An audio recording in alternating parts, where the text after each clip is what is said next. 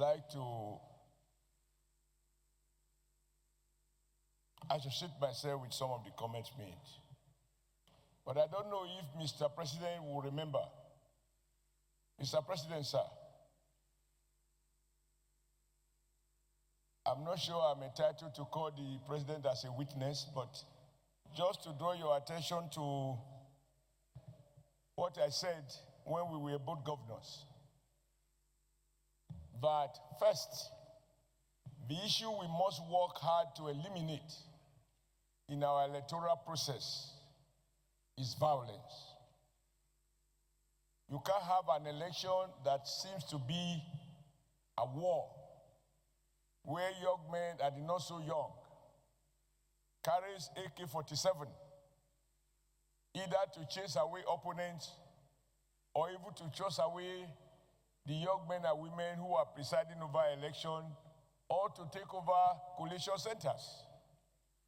On that occasion, as a city governor, I believe Governor Dixon was also at that meeting. I remember when I finished, I said, AK-47 is not like buying a car. Only big men have the money to procure it. And unfortunately, they seduce young people, weaponize their poverty, give them these weapons to fire at opponents and cause disruption so that they can write the result in the manner that they want. I remember the former Governor Amici asking me whether I was accusing the governors. I think I said something close to yes. Because if you ask the security agencies, they will tell you that after every election, violent crimes increase. Because the politicians who have procured weapons for children who are hungry and pay them a little fee, once the election is over, they are not able to retrieve the weapons. And the weapons are then deployed by these people for violence. You can see a strong correlation between the level of criminality, robbery, etc., immediately after the election. Because these people have been abandoned since the results have been given. Somebody said I shouldn't accuse governors. I'm not accusing governors now. I'm just recalling what I have said before. And when I listen to all those who have spoken here,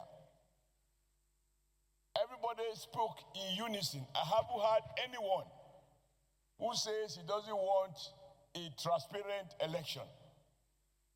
If we all do, not from our lips, but from our heart, and we decide to remove violence and convince ourselves that the Nigerian people deserve to hire and fire without fear or favor on election day, at least after every 4 years, we will, even under the current law, we will have free, fair, transparent election. However, that said, I want also not to throw away everything that has been done before. If we compare the last election and even the one before it to the election of 2003, where we saw policemen in uniform carrying ballot boxes in front pages of newspapers.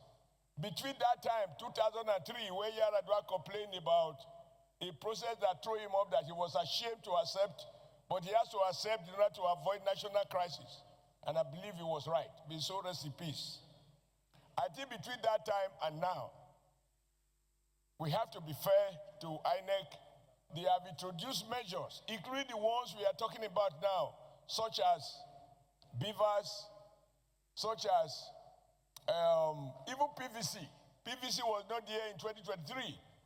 At every election, I have seen innovation. Time up. Excuse me. I wasn't told any time, but I'm going to round up. I will have only one president here. Let nobody assist him. Just rounding up, since some people have said so, even though they don't have authority, so to say, including my in-laws, I just want to say that the beauty of democracy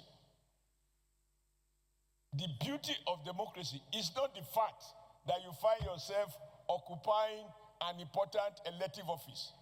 It is the feeling in your heart that people actually, in their free will, found you worthy to be their voice and to entrust our collective patrimony in your hands to manage, to deliver the greatest good to the greatest number. That for me is the beauty. If you achieve it by the aim of, by through rigging or other manipulation, deep in your heart, you know that you are not a happy person. Therefore, I wish to say the following. First, we should resolve, each and every one of us, and also collectively, that as elected persons, we as senators shall not, directly or indirectly, secretly or openly, aid and abet unemployed or semi-employed people and arm them to disrupt election. If we reform our character, this problem is 90% solved. In Edo State, sir, I launched one man, one vote, one woman, one vote. At the end of the day, and as of today, it is now possible to do election without cutting dead bodies. It wasn't so before, because we convinced everybody that there is no merit in taking election or conducting election as if it is a state of war. That said, the last thing we must look at critically is the issue of technology. And that is the point we made to the INEC chairman. The idea of introducing beavers, I think we must commend the previous INEC leadership in introducing some of these devices. However, the problem is those who are to charge these batteries, charge these electronics. Oh, sure, Baba. Sir, you have been very grateful. You have been very generous. I'll round up now. Okay. They will say, see, I belong to the ruling party. Don't talk like opposition.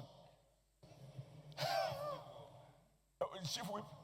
No, I wasn't talking to him. I was talking to somebody from that side. Who am I to talk to Chief Whip? Will whip me out. So, in conclusion, sir, I believe we should learn from what we all watch on CNN. When a big politician was begging an electoral officer to please give him, was it 40,000 extra vote? And this was on television. It was relayed, which shows that at the end of the day, if the leadership lead well, this can follow. So I want to suggest that in dealing with technology from what we have seen, time up, we must be careful of hackers and therefore have the alternative.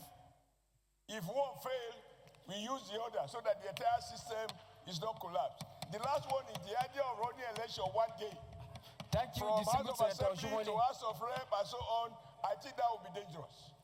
We should do it because if you put everything one day and it fails, there will be confusion all over the country. I think we should retain the idea of presidential election and National Assembly election one day, governorship election and House of Assembly election another day. These are gains that we have established and we should protect them. Thank you, Mr. President.